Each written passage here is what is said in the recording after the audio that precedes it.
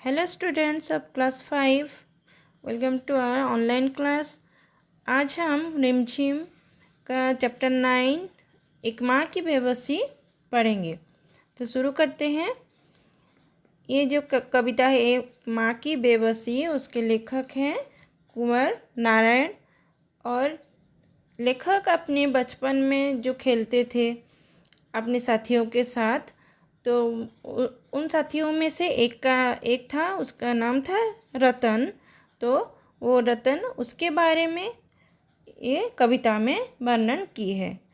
तो देखो, ये कविता शुरू करते हैं। इस कविता को पढ़ते समय आँखों के सामने कई चित्र बनते हैं। बचपन का चित्र, बचपन के खास समय, खेल और साथियों का चित्र। उन साथियों में एक खास साथी रतन का और एक माँ का चित्र। इसे पढ़ो और महसूस करो।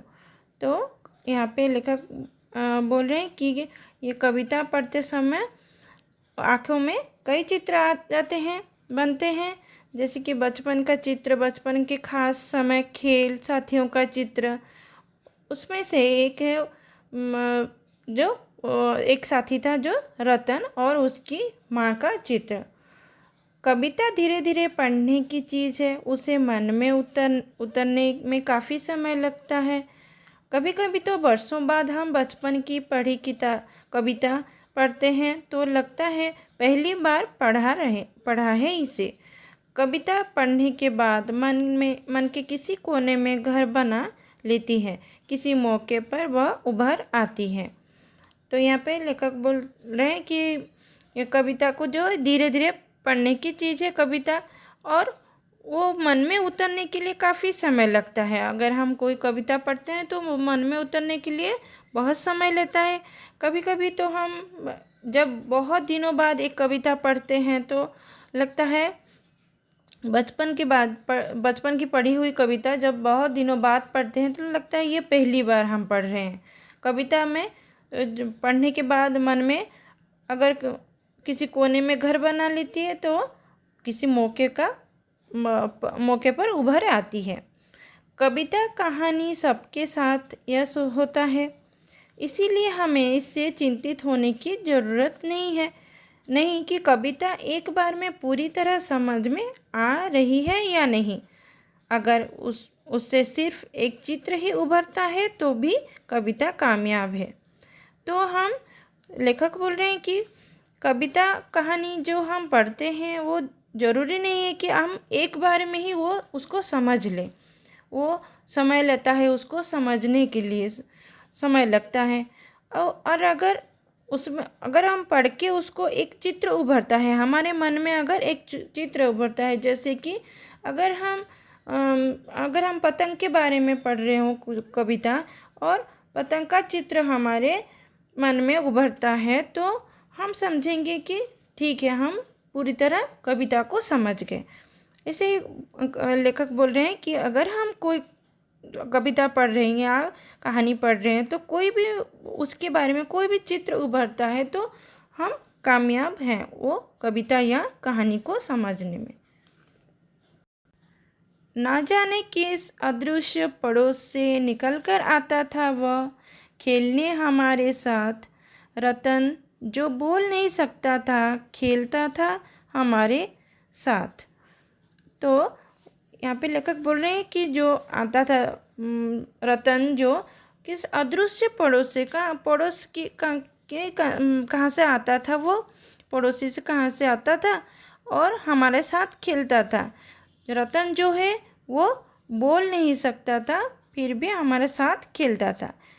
एक टूटे खिलौने की तरह देखने में वह हम बच्चों की ही तरह था, वह भी एक बच्चा। तो रतन जो था वो हमारे जैसे ही बच्चा था, हमारे देखने में तो हमारे जैसे ही था, बस वो बोल नहीं सकता था।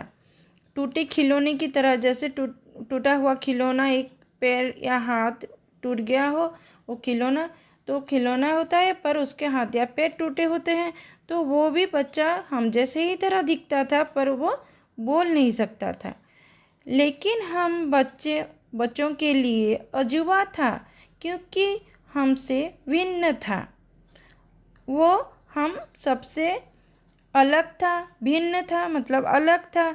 क्यों? अजूबा था मतलब उसकी जो है वो बातें, उसकी बातें, उसका विचार वो हम लोग समझ नहीं सकते थे।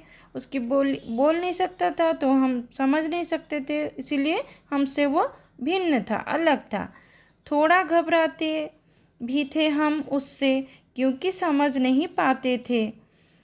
तो क्या हम घबराते थे मतलब क्योंकि उसके बातें उसको समझ नहीं पा रहे थे, तो इसीलिए हम लोग उसको सामने थोड़ा घबरा जाते थे।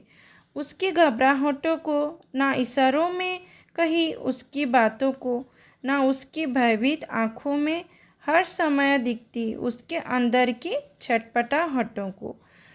तो उसके जो वो बोल नहीं सकता था, इसीलिए उसके इशारों को, उसकी बातों को हम समझ नहीं पा रहे थे। ना उसकी भयभीत आँखों में जो वो बोल नहीं पा रहा था, समझा नहीं पा रहा था, तो वो भी उसकी आँखें भी भयभीत रहते थे। उसके अंदर की छटपटाहटों को, वो अंदर से छटपटा रहा था, बोल नहीं पा रहा था, कुछ समझा नहीं पा रहा था, तो वो भी अंदर से छटपटा रहा था। जितनी देर वह रहता, पास बैठी उसकी माँ निहारती रहती उसका खेलना। तो लेखक बोल रहे हैं कि वो तो बोल नहीं सकता था, तो जितने समय भी, जितने देर तक वो हमारे साथ खेलता था, उसकी माँ उसके पास बैठी रहती थी, उसको देखती रहती थी कि कहाँ वो गया, कहाँ कैसा खेल रहा है, कहीं गिर तो नहीं गया। तो उसकी माँ उसके पास बैठकर निहारती रहती थी। अब जैसे जैसे कुछ बेहतर समझने लगा हूँ, उनकी भाषा जो बोल नहीं पाते हैं, याद आती रतन से अधिक उसकी माँ की आँखों में झलकती उसकी बेबसी। तो यहाँ पे लेखक बोल रहे हैं कि ये तो वो अपने बचपन के बारे में बोल रहे हैं। तो वो बचपन में ये सब बातें समझ नहीं पा रहे थे, तो अब समझ में आ रहा है। अब इतने देर बाद समझ में आ रहा है कि वो कैसे वो बोल नहीं पा रहा था रतन, तो उसकी माँ उसके पास बैठी रहती थी, तो वो भाषा में कुछ बोल नहीं पाता। तो रतन से अधिक उसकी माँ की आंखों में जो बेबसी थी, वो जो लाचारी थी, वो जो आप सोच रहे थे उसके बेटे के बारे में कि वो बोल नहीं पा रहा है, कैसे खेलेगा, कहीं गिर तो नहीं जाएगा, कुछ तो हो तो नहीं जाएगा। जो वो बेबसी, वो आँखों की बेबसी अभी उनको समझ में आ रही है।